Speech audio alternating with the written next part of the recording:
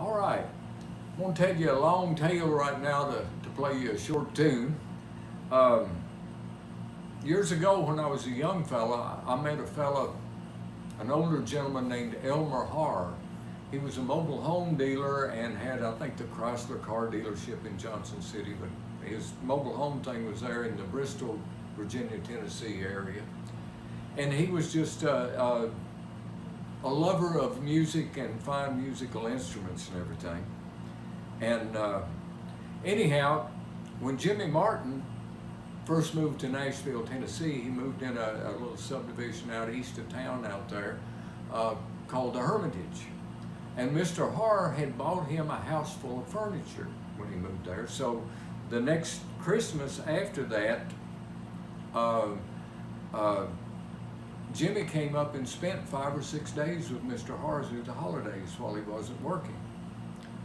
And by that time we had moved, I met Mr. Harr in Western North Carolina when we lived over there, but we had moved, my dad had become a school teacher in Radford, Virginia, so we had moved up there.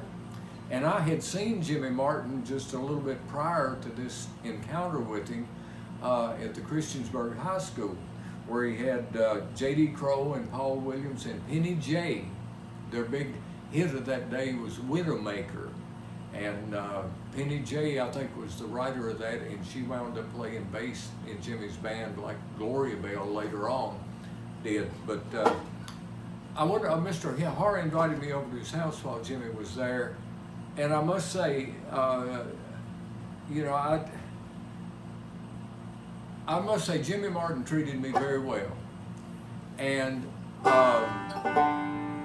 he's the one who taught me how to keep a roll going behind a singer and not play the melody under the singer, but keep that roll going, as part of the build and the rhythm. I mean, the way he had that in his band, I've never played in very many bands where they like for the banjo player to be playing under the mandolin.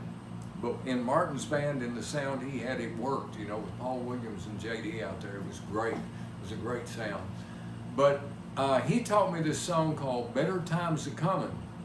And it was my understanding that that was going to be on his next record.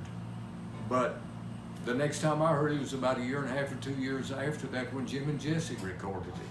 So I don't know what happened that Jimmy wasn't the first one out on the punch with that, but it just didn't happen. Anyhow, here's a song right now. The cow's gone dry, the hens won't lay, there's no place I can borrow. Give the landlord all the news and the rent comes due tomorrow. There you go.